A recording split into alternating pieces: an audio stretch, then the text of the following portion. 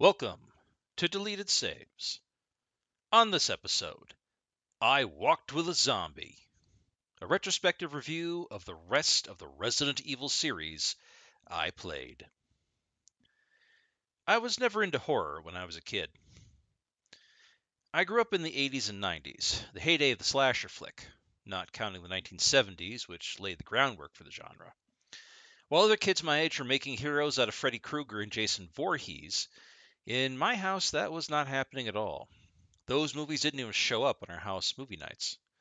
What I was awash in as a movie watching kid were comedies and action movies. Yet we did watch a lot of monster movies too: vampires, werewolves, aliens, and the like. Somehow, in my childhood mind, these were not horror movies. They were just heroes killing monsters. Because it wasn't a guy in a shitty mask chopping up dumb 30 something teenagers, somehow, despite buckets of blood, it just wasn't as scary to me. So, probably way too early, I watched things like The Thing, Predator, Aliens, the Blob remake, Pumpkinhead, Leviathan, and every sort of cheap knockoff that could be found in the mom and pop video rental stores. But not slasher movies. That was an odd defining line of horror movies when I was a child. If it was a dude with a knife, then it was a scary ass horror movie. If it was a giant eyeball sucking critter, it was just a monster that needed killing. Weird, right? So it goes to reason that I wasn't much into horror games when I was a kid either. Games full of monsters, different story. But not those scary games, like the licensed Friday the 13th video game, or, God's forbid, Chiller. Yet that began to change in the dawn of the PlayStation era. I'd begun to move out into the genre of horror as a movie long after I'd done so reading horror novels. And my deep love of folklore made sure that I had a head full of old myths on how to kill vampires and swamp monsters and ghosts instead of useful things, like how to balance a checkbook, fix an engine, or do any math more intricate than long division. As I was finding out a whole world of horror movies beyond simple critter fests, I learned I might like some of this. Within reason, of course. And perhaps there might be some scary games that I would find interesting too. That is how I first stumbled across the Resident Evil series. In fact, the series is the whole reason I even bought a PlayStation with my own money, just to try out Resident Evil. Its only promise of greatness was that it was created by a studio whose games I loved, Capcom. And with that, I put down my hard-earned money. It was from that reckless purchase that a multi-year and multi-console generation love affair would begin with not only Resident Evil, but with the zombie genre in general. This series has never truly been high art. With its mix of wacky bad science, globe-spanning Lex Luthor-style mad scientist and ultra-capitalist lead villains, misunderstood folklore, and just a healthy dash of all the more visceral and gory elements of the later George Romero Dead films. Yet it had somehow capitalized on a moment in time. A moment primed for a video game such as Resident Evil. That moment crystallized, and the series was enshrined in the halls of video game legend. And holy shit, have I devoured, much like the ravening members of the undead horde, the series and its adjacent media over the decades. This game has followed me, and I it, like a shadow, across almost all of its currently 8 mainline release titles, several spin-offs, movies, books, and the remakes. I've talked a lot about these games. Yet this series is an obsession for me, or perhaps an unstoppable encroaching infection, one sure to turn me into something else, something other than human, perhaps the worst monster of all, a fanboy. It really would be impossible for me to begin my review any other way than starting at the beginning of the series, with 1996's Resident Evil. This is the one that started it all. The look of the lonely, haunted Spencer mansion, its strange and nonsensical layout and ambiance, the fixed camera angles that called back to a certain amount of surrealism, the clearinghouse of monsters of which the rotting zombies were only the start. It would only be later that I would learn it was an unholy crossbreed of the games Sweet Home and Alone in the Dark, only one of which I had tried my hand at before. The thing that stood out like a sore thumb in this whole mix was the main cast, a group of localized paramilitary police force, winnowed down from an assault of zombie dogs as they fled to the supposed safety of the mansion. In hindsight, this makes no sense. Even the most metropolitan police force has at best snipers and SWAT, not its own true paramilitary force, let alone a small Midwestern town of at most 100,000 people. But as the game goes on, it is revealed this group was assembled as a test force, a group of highly trained victims brought together strictly to fight the monsters that would come to infest the mansion after a biohazardous accident. Perhaps not an accident after all in retrospect. Our cast is Chris Redfield, a tough as nails former Air Force pilot, and the game's default hard mode, and Jill Valentine, a lockpicking expert and sneak thief, and the game's easy mode, and depending on which character you picked, dictates your auxiliary survivors for the adventure. Your leader, Albert Wesker, lives a double life as leader of the Raccoon City Stars team and as a higher up in the Umbrella Corporation, who owns the town heart and soul, and is looking to victimize the globe with its terrifying mutation experiments. Wesker leads your team here to die in the traps and monster madness, and by the end, a team of around 20 of the most specialized combat experts, field medics, weapons masters, computer techs, and scientists are chopped down to 4 survivors by this man-made disaster, armed with whatever weapons they could salvage from the mansion grounds. The game evolves over the course of play from Mystery Monster House to Anti-Corporate Manifesto, as the real villains are the faceless military-industrial complex run wild in a way that only 1990s Americana of the cinema, as seen through the eyes of the Japanese, could be, such as wild plot twists, giant monsters, maniacal scientists and rogue soldiers, bombast, high explosives, last-minute fiery escapes, and shit that don't make no sense, but it sure looks cool. Resident Evil put the survival in survival horror, as a wasted bullet now could cost your life later, and the limited inventory space made you have to guess what you would best to bring along or be prepared to run back to the safe room a lot to retrieve the MacGuffin that you need. All in service of a weird plot and a learning curve by a team who never made a game like this before, but had certain visions of what they wanted and executed on it. The good, the bad, and the ugly all on display. It was glorious. But for me, the sequel was better and a perfect escalation of the stakes laid out in the first game. Resident Evil sure was an experience. From first tentative steps inside the mansion, not knowing what lay in wait, to the last escape aboard a military helicopter while the self-destruct system built into the mansion detonates like a firework, erasing all the evidence and victims in one fell swoop. I was certain when the credits rolled, I would never see its like again. But like the T-virus the game ascribes all the monsters and madness to, the games would mutate as the years rolled along. While I have covered the remake as an individual episode of the show, I've never really talked about 1999's Resident Evil 2 or 3 Nemesis. I played this game a lot, maybe not as much as Resident Evil 2, but multiple runs well into the double digits. Nemesis was originally supposed to be a side story to RE2, taking place in the hours before and just after the 24-hour nightmare Leon and Claire experienced, and starring Jill Valentine in her own attempt to escape Raccoon City as the disease that killed the town took hold. The game did what it could to kill off any needless series characters held over from the first game, meaning Brad the helicopter pilot who survived the first game by accident. Added other characters who only appear in the series for this game, like Carlos Oliveira, and was focused on the city itself instead of a few select locations, in which Jill would be chased by the titular enemy, the towering and tentacled Nemesis.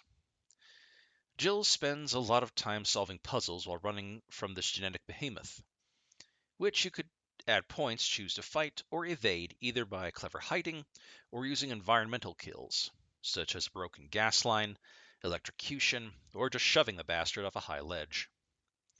Only 2 fights with the Nemesis really matter.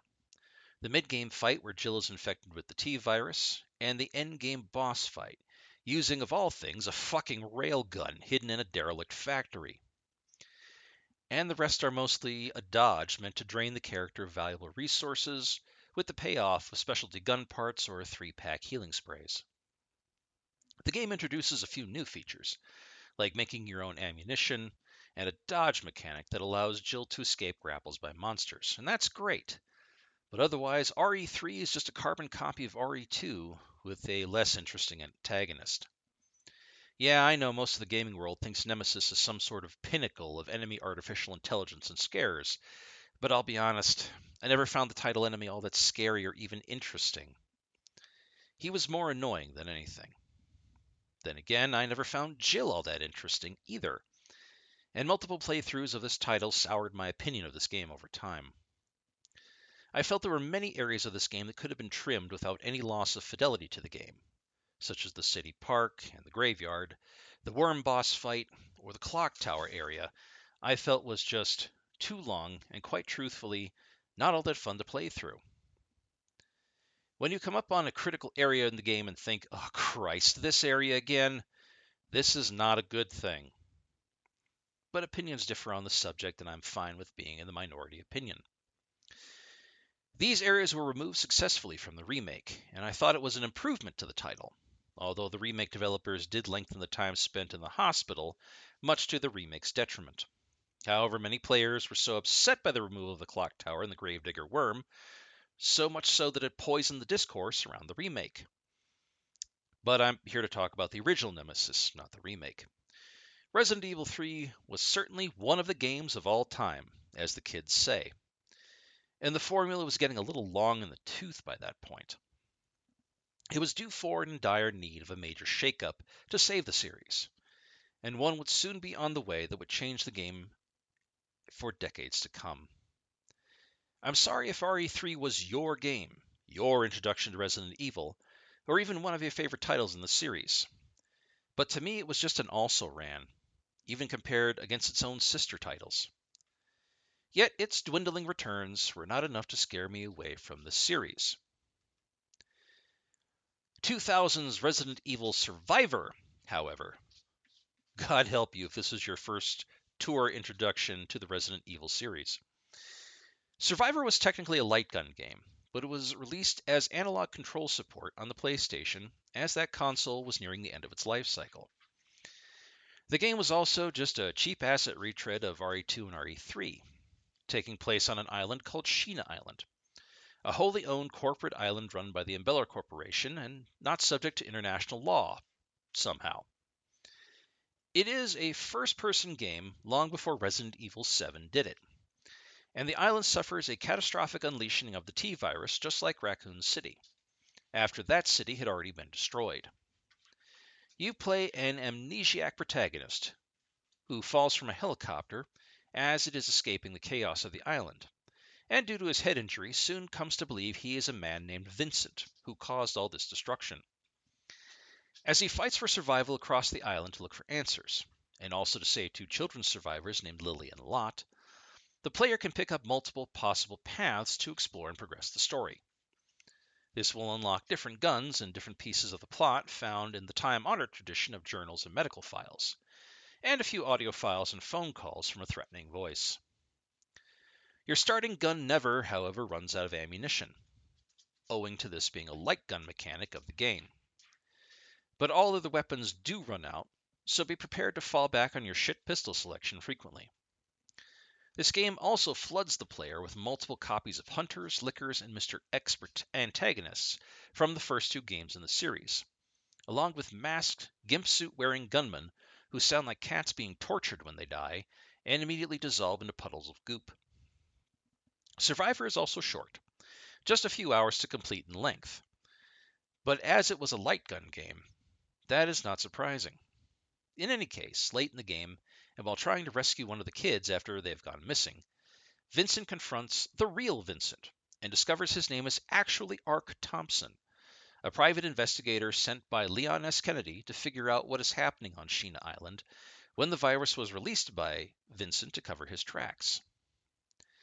Instead of fighting Vincent, however, He is killed by another Tyrant-class bioweapon similar to the original Tyrant or Nemesis, and Ark must shoot this thing as it leaps and cavorts until he and the kids board a helicopter to escape, and Ark blows the Tyrant up real good with a surface-to-air missile. This game is dog shit, and even when it was released, Survivor received unfavorable reviews, telling the public it was dog shit. Yet somehow in 2025, there are players trying to come back to Survivor, attempting to relitigate this game for a second look. Maybe it was good, actually. No one understood it. No, we understood it. It was hot trash shoveled out to the public in between major release titles to keep the series alive and spasmodically kicking. Time hasn't fixed that. But if you are desperate for more old school Resident Evil from the PS1 years, or just curious how bad it can be, I guess give it a try. But don't say I didn't warn you. In 2002, the original Resident Evil received one hell of a remake available on the GameCube. The plot has not changed from the original 1996 title, but what it got was a much needed facelift and additional plot elements that really increased the dark mood and challenge of the title. A new stalker was introduced in Lisa, the mutated daughter of the man who built the Spencer Mansion, who is unkillable and wears her victims' faces over her own while searching fruitlessly for her dead mother. And now the zombies need to be burned unless they will revive in time as a far more dangerous entity called a Crimson Head. Something faster with razor-sharp claws. The game also added something we would see in later remakes. Defensive items, such as sharpened letter openers, gas grenades, and tasers used to get the enemies off the main characters should they get grappled. These aren't deadly against the T-Virus BOWs, but they will get them the hell off of you in a desperate situation. But as I said, not much was changed, except for better voice acting and scripting. And that was the best thing that could have happened to the original Resident Evil. For my money, unless nostalgia is your major driver or you are a game modder, there really is no reason to replay the original 1996 Resident Evil, with the remake being available as it truly replaced the original in every way.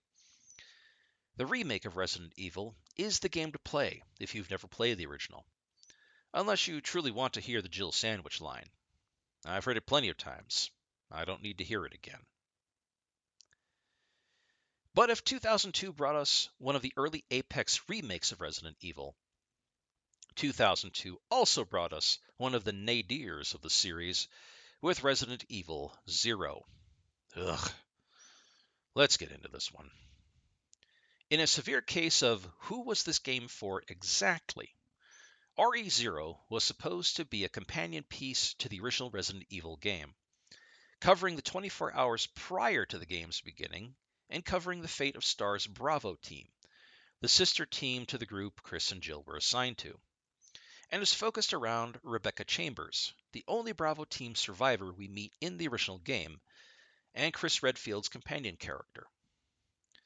Rebecca is the team medic, achieving her medical doctorate at the tender age of 18, so she is quite brilliant, but not really a fighter. But as a member of STARS, she has weapons training, so she can at least defend herself. The game begins with a train thundering through the dark and stormy night of the Arklay Mountains outside of Raccoon City, when the rain turns to huge, whopping gelatinous slugs.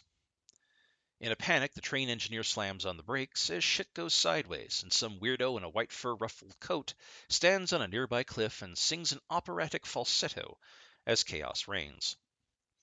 This strange accident summons the STARS Bravo team by helicopter, as many of the train's passengers are Umbrella employees. And when the town's major employer suddenly starts losing assets like a train and staff, then the police have to take it seriously. The team lands and splits up, explores for a bit, hears a scream, and runs back to the chopper to find their only pilot dead. Seriously, you couldn't pay to train someone else to learn to fly just in case? But anyway, the team splits up again and Rebecca discovers the train.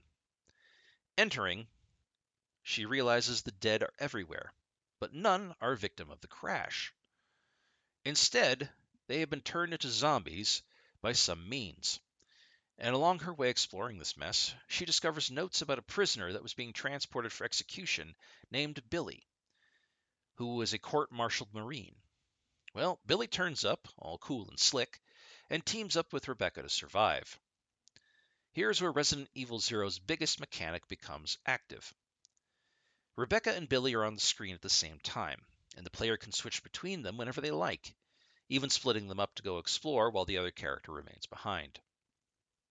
The other mechanic is that there are no traditional Resident Evil item boxes that are all linked by multidimensional magic that allows the player to pick up deposited items anywhere. Instead, when everyone's pockets get full, you must drop items on the ground and try to remember where you left all the keys, healing herbs, spare guns, and other detritus of your adventures. So bring a notepad with you. Anyway, once the two get the train restarted and follow it to its destination, they end up at an Umbrella training facility outside of town that looks a lot like the Spencer Mansion. And eventually, the pair will make their way through the facility, discovering the horrors within. Along the way, we'll meet a few side characters that we'll see briefly in the original Resident Evil game, shoot a lot of mutant animals and bugs, watch a lot of cutscenes that will only make sense if you have already played RE1 and RE2, meaning that you'll see Albert Wesker and William Birkin talking about how they plan to screw Umbrella and jump ship with their research. So if this is your first RE game, then major spoilers ahead that aren't my fault. It's just how the game is. You'll also learn more about Billy, who was set up by his commanding officer to take the fall for a war crime, and how the opera singer is the reanimated corpse of Dr. James Marcus, one of Umbrella's 3 founding members alongside Oswald E. Spencer. And this corpse is composed of the slugs and leeches that you have been stepping on throughout the game, and is an entity known as the Leech Queen, Marcus's final experiment before Spencer had him assassinated, and he was absorbed by his pet leeches. So, yeah, I guess. The two characters survive a fight with a broken prototype tyrant model and arrive outside the gates of the Spencer Mansion in the morning, where Billy disappears into the woods to literally never be seen or heard from again in the series, and Rebecca enters the mansion a mere 12 hours before Chris, Jill, and friends arrive. This game was not received well upon its debut, mostly for the inventory system, the blatantly poor story, the retread of the events of RE1, and the fact that the bosses were uninspired, mostly being things like giant mutated animals and insects, such as a huge scorpion, a huge bat, a huge centipede, and a huge pain in the ass in general. The Marcus Slugman makes very little sense in the game series, already known for not exactly being based in any source of logic. But RE0 fairly drips with that 1950s sci-fi camp. A more blood-soaked gun bunny reboot of something like the movies Them or This Island Earth, which if you haven't seen the Mystery Science Theater 3000 send-up of that latter title, you absolutely should. I completed this game with a guide. Otherwise, I'd have quit halfway through. Not because it isn't pretty or it isn't a Resident Evil game, but mostly because it is bland and not fun. Neither Rebecca nor Billy are compelling characters, mostly silent outside of the cutscenes. The enemies are so-so, the story scenes require a certain amount of prior knowledge that is not really friendly to new players and old hat for returning players, that don't really expand lore beyond a lot of winking to the camera. The item mechanic is more of a hindrance than an innovation, and never really returned to the series again. It's quite honestly a shame, as it is obvious there's a lot of love and care on display with this game, even if it does seem like it was rushed through production. But none of that excuses the final product and the truth of the following statement. Resident Evil Zero kind of sucks as a numbered title in the series, and it is a genuine shame that it does. Oh well. The years between 2002 and 2005 were sort of dry years for the franchise, filled with borderline shovelware based around the brand without anything much compelling about them. 2003 and the PlayStation 2 brings us the next 2 games on my review list, Dead Aim and Outbreak. Dead Aim takes place almost entirely on a luxury cruiser owned by the umbrella corporation that was named the Spencer Rain, upon which the T virus has been unleashed by the game's main antagonist, named Morpheus Duval, who has said he will launch missiles full of the virus worldwide unless the US and China agree to his $5 million ransom. Wow, talk about not understanding geopolitics, since even in 2003, neither of those countries have been exactly friendly with each other, economically or politically. But the US sends a brick of tofu disguised as a human named Bruce McGivern, a member of the letter agencies in the world called US Stratcom. And China sends its own agent named Fong Ling from its Ministry of Defense. Ling is our sassy femme fatale for this mission, the typical, oh, you Americans are so stupid type of borderline racist caricature who suddenly changes her mind once Captain Middle America here flexes his pants and by the numbers Hollywood one-liners, and she decides she needs a taste of that all-American trouser sausage. In any case, the ship is full of monsters, and yet another tyrant monster. Duval takes the T-virus himself and turns into a massive electrical exoskeleton Barbie doll, complete with armored high heels for feet. Bruce and Fong Ling snipe at each other in cutscenes in a will they, won't they, why are they even sort of forced relationship. And then the boat crashes. They explore yet another Umbrella facility until big monsters arrive, and eventually they win. This game is a weird hybrid of the first three Resident Evil titles and Resident Evil Survivor, in which the game mostly takes place in a third-person mode until you need to confront enemies, and the game moves to a first-person shooter mode. Thus the Dead Aim title drop, because, zombies. This sudden shift can be quite jarring until you get used to it, but it means you are pretty much immobile when combat begins. But holy shit, this title. This is side story slop. This is not a good game, but it is still better than Survivor. The story is silly, the enemies are products of someone's very specific fetishes, and the first-person shooter controls are sluggish and badly done. It was clear that no one at Capcom had ever played a copy of Doom to learn from.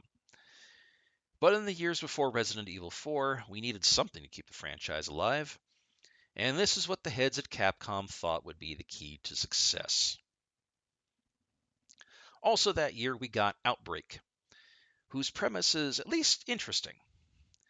In the hours between the unleashing of the T-virus on Raccoon City prior to Resident Evil 2, until the hours of complete and total collapse of civil order, you can play as one of a handful of characters across 5 scenarios with various skills as they try to stave off airborne infection of the T-virus and escape the city alive.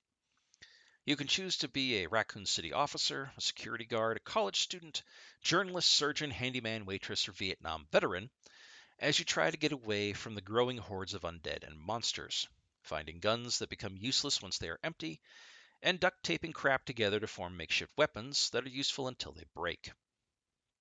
It is a great attempt to use the premise of survival horror movies. Obviously, a scenario similar to Night of the Living Dead and the like. It's hard to talk about this series without alluding to George Romero's work, where you need to work together with 3 other AI partners, or if you were lucky enough to have cable internet back in 2003, with enough friends or strangers using the PlayStation 2 online network, which not that many people were using or doing, you could play with 3 other real people to survive, interacting with canned voice lines, and making wild gesticulations about where to go, what to do, and how to help the team members who got bit one too many times. So naturally, I was stuck with 3 badly programmed, thick as brick AI characters because I sure couldn't afford the internet, let alone cable back in 2003. And I got to watch as they got stuck on doors and walls, chew through precious ammo and take wild swings and misses at lone zombies where they should have run, and break weapons left and right. The point of the game was to get through the city as your virus meter in the lower part of the screen filled.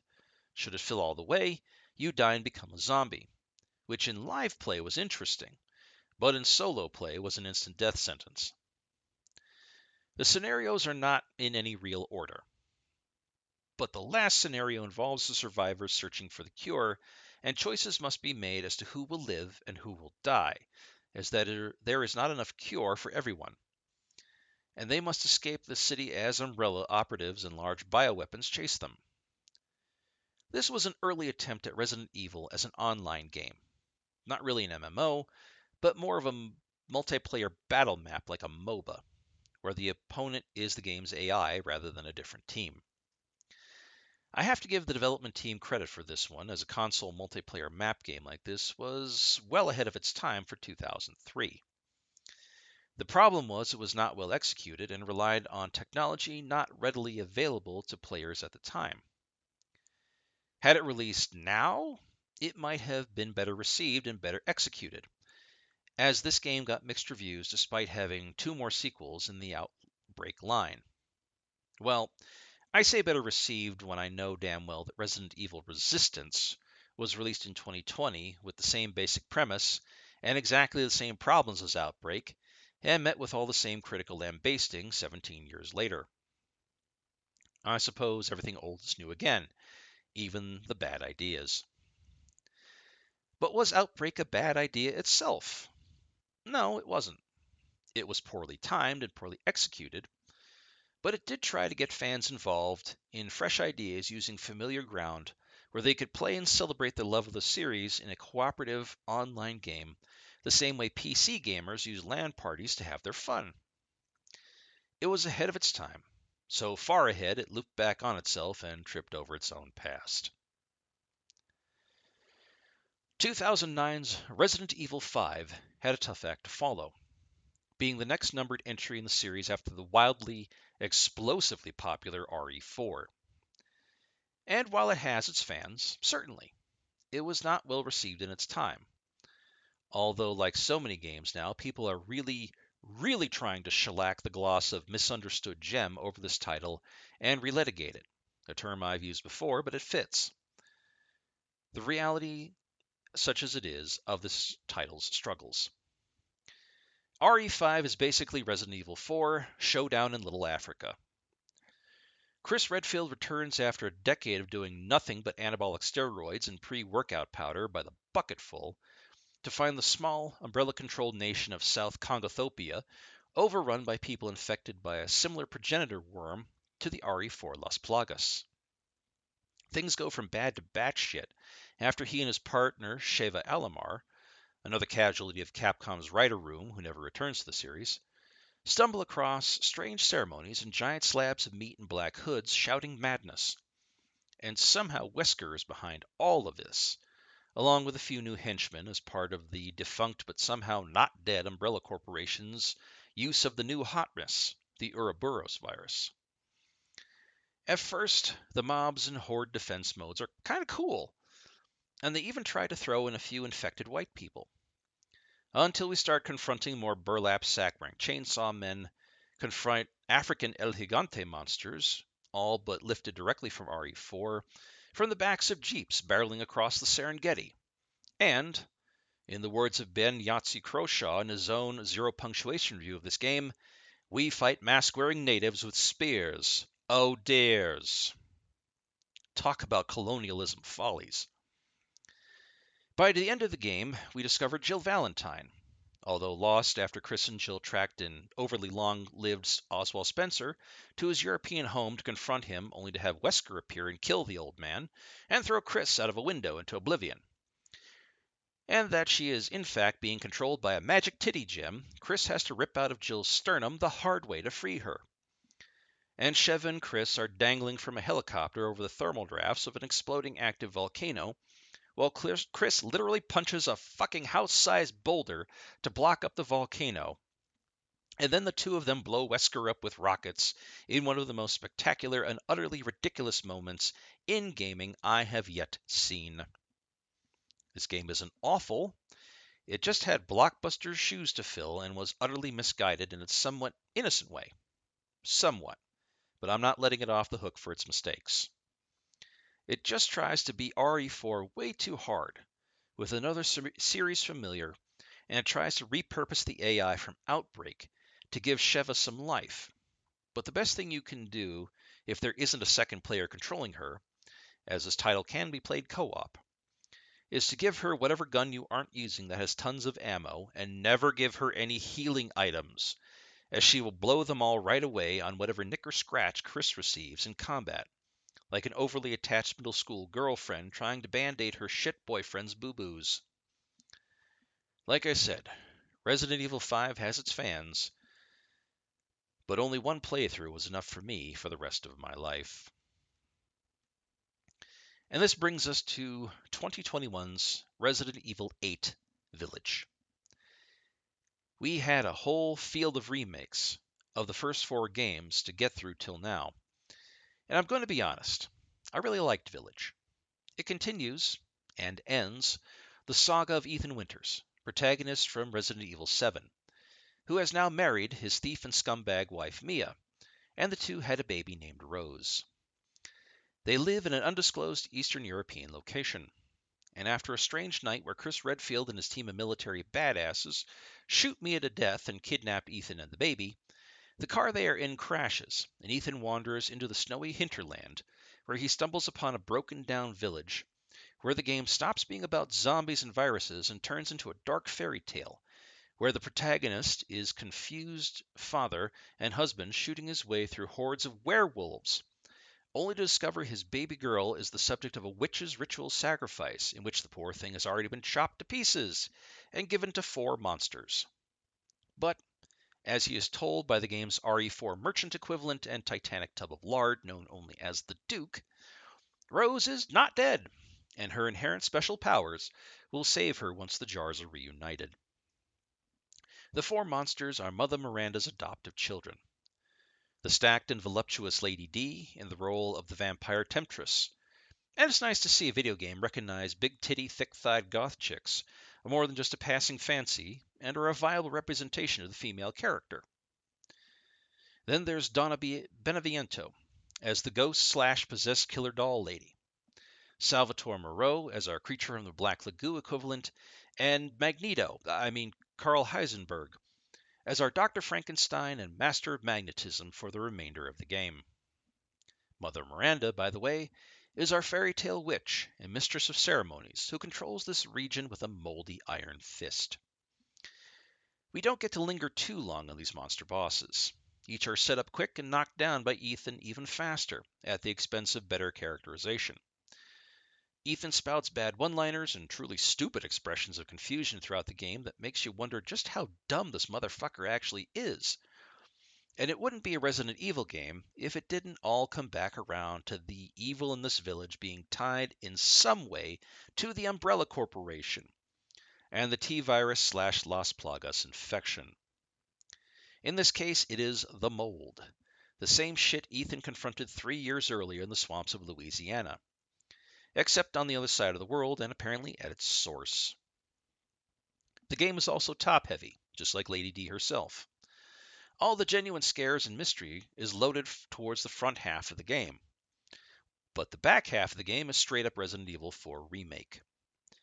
Capcom wasn't even trying to hide it, all the way down to the brainwashed soldiers and gun and chainsaw cart duels against the mutated Heisenberg. Late in the game, and as Chris, yet again because the developers just can't quit him, we discover the real Mia, as the one he shot dead at the start of the game was actually Mother Miranda, shape changed to fool Ethan to get Rose. And Miranda actually kills Ethan, and we get the biggest reveal of both RE7 and RE8. The Ethan we have played at the beginning of RE7 did, in fact, die after the opening scenes. And the character we played for the rest of RE7 and all of RE8 has been a free-willed mold monster with the skin of Ethan Winters, with Ethan Winters' memories, that Mia married, and had sex with, knowing what he was, and had a mold baby with. Oh, dear God. Yeah, this one is wild this far into the series.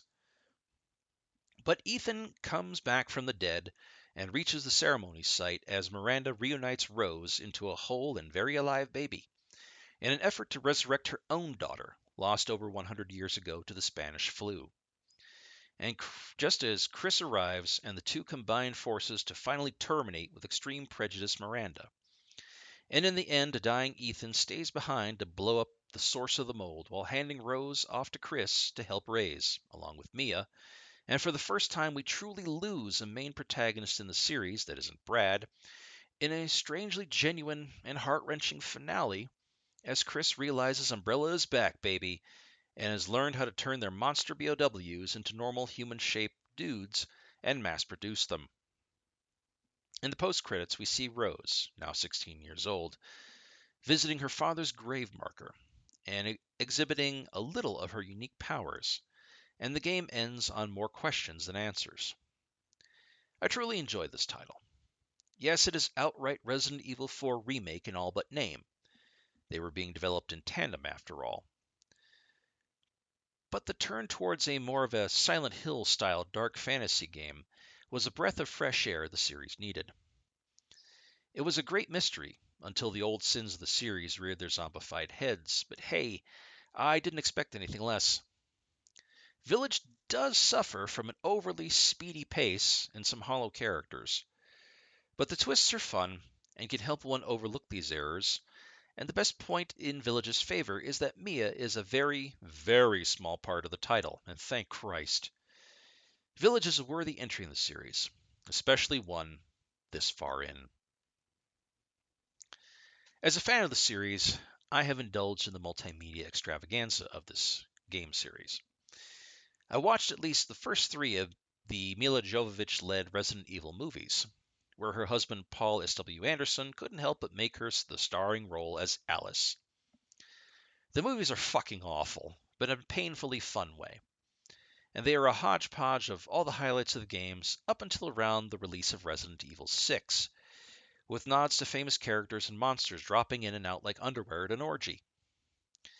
My favorite was in Resident Evil Apocalypse, where Alice and Jill Valentine confront Nemesis, who looks like a goth kid in an off-brand black plastic garbage bag trench coat and Spirit Halloween knockoff mask in a bad kung fu fight scene. But after the third movie, I just couldn't do this shit anymore and stopped watching them, despite their world record success as one of the most profitable movies based around a video game ever. And yes, I read all the S.D. Perry novels too, and I enjoyed them. Yeah, I guess I'm a real sicko. Look, God love Miss Perry. She really did try her best with a bad lot and crazy-ass licensed story plot that she was forced to follow. And she did well. As a teacher in the modern day, I'm just glad when kids read anything instead of being stuck to a screen. And long ago, I was one of those kids reading anything, too, even if it was sci-fi schlock. And I can only hope the kids today find something even half as goofy as these novels to read and maybe even pick up a few new vocabulary words from. I'm also pretty sure I watched the animated Resident Evil Degeneration at some point. But the hell if I could remember the plot.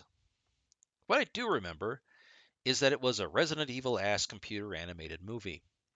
So I believe there is some entertainment value in that.